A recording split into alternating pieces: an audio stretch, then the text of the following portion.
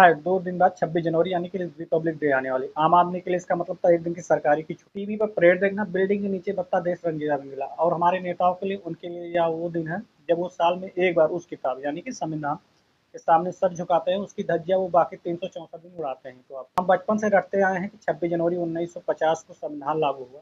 पर कभी आपने सोचा कि 26 जनवरी ही क्यों? जब 26 नवंबर 1949 को सब तैयार था तो 2 महीने का इंतजार क्यों? क्या पंडित नेहरू और बी आर अम्बेडकर जी कोई शुभ मुहूर्त निकलवा रहे थे? नहीं। इसके पीछे एक कहानी है, एक जिद है कि एक शपथ की और हम आज उसी कहानी पर बात करेंगे और साथ ही बात करेंगे कि क्या संविधान के अनुसार सरकार चल रही है या नहीं। संविधान की कसम खाकर उसी संविधान की धज्जियां ही उड़ा रहे हैं। चलते हैं फ्लैशबैक में। साल 1929 दिसंबर का महीना और लाहौर की कड़ाके की ठंड। उस समय तक कांग्रेस और हमारे नेता अंग्रेजों से मांग कर रहे थे कि डोमिनियन स्टेट यानी राज तुम्हारा हो, बस हमें थोड़ा बहुत काम करने की छूट दे दो।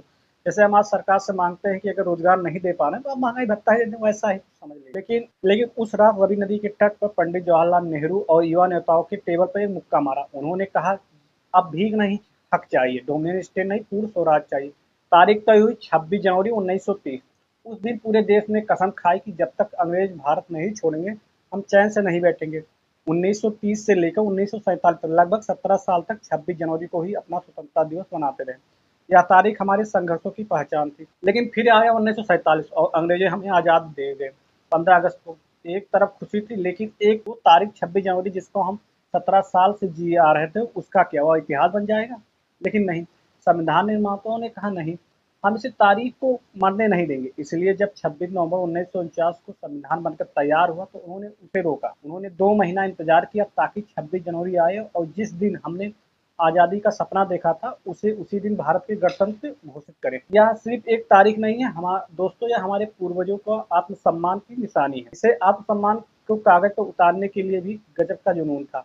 हमारे संविधान की जो ओरिजिनल कॉपी है वो टाइप नहीं की गई थी, वो प्रेम बिहारी नारायण रायजादा ने अपने हाथों से लिखी थी बिना एक पैसा लिए। बस उन्होंने एक शर्त रखी कि हर एक पन्ने पर उनका नाम होगा और इसे सजाया था शांति निकेतन के कलाकारों ने। आप संविधान का पन्ना पलटेंगे तो आपको देखेंगे उसमें राम मिलेंगे, कृष्णा मिलेंगे, बुद्ध मिलेंगे और टीपू सुल्तान। संविधान भारत की आत्मा है। लेकिन सवाल यह है क्या आज उस आत्मा का सम्मान हो रहा है या नहीं? तो चलिए बात करते हैं। अब जरा अपनी गुलाबी आंखों से चश्मा हटाते हैं कि सब कुछ अच्छा अच्छा। अब हम जी रहे हैं 2025 26-25 के दौरान। अब बात करते हैं आर्टिकल 14 या 17 समानता और छुआछूत का संविधान के पन्नों में तो अंत हो गया, समानता आई, लेकिन हमारे समाज का क्या? हकीकत सुनिए। यह कहानी तो वैसे मेरे गांव की है लेकिन मैं दावा कर सकता हूँ कि कश्मीर से लेकर कन्याकुमारी तक भारत के लगभग हर एक बड़े राज्य छोटे से कस्बे में ये है। एक बार हमारे गांव में कुछ धर्म के लोग आए थे भंडारा कराने, मांग रहे थे भिक्षा। वो लोग थे खुद को हिंदू राष्ट्र के प्रवर्तक मान रहे थे, वो बड़े शान से भगवा कपड़े पहने हुए थे। जब वो हमारे समुदाय के मोहल्ले में आए तो उन्होंने हमारे यहाँ से भिक्षा लेने से इनकार कर दिया। क्यों इनकार किया? ये नहीं इसलिए नहीं इनकार किया कि हमारे यहाँ सफाई नहीं थी या कुछ अदर, उन्होंने इसलिए इनकार किया कि मेरा सरनेम उन्हें नहीं पसंद आया क्योंकि मेरा सरनेम गौतम है और हमारा दान हमारी श्रद्धा उन्हें अशुद्ध लगी। और मजे की बात यह है वही लोग बगल के एक तथाकथित उच्च जात वाले घर से भिक्षा लेकर चले गए जहाँ गंदगी का अंबार था। अगर आप नॉर्मल हमारे गाँव में जाएं तो कुछ घर ऐसे हैं कि जहाँ आप पानी पीना भी पसंद नहीं करेंगे। यह हमारे आर्टिकल 14 की रियलिटी चेक। जो लोग हिंदू राष्ट्र बनाने का निकले हैं वो हिंदुओं को ही इंसान नहीं समझते। संविधान की सबसे बड़ी कमी यही है कि जिसने हमें कानून अधिकार तो दे दिया लेकिन वो ऐसे पाखंडियों के नैतिक अधिकार नहीं सिखा पाया कि अगर आपको लगता है कि कानून सबके लिए बराबर है तो यह देख। एक तरफ अमीर और रसूखदार लोग हैं, जहाँ वो लखीमपुर खीरी में जीप से किसानों को कुचलने वाले मंत्री का बेटा है या पुणे में अपनी महंगी कार से लोगों को उड़ा देने वाला एक बिल्डर का बेटा, उन्हें क्या मिलता है? बेल या निबंध लिखने की सजा। दूसरी तरफ मिले कर्नाटक के पास जन से उम्र 62 साल, वो बुजुर्ग हैं। उन्होंने पुलिस ने 28 साल पहले गिरफ्तार किया। जुर्म 1985 में उन्होंने 250 रुपए की एक साइकिल चुराई थी।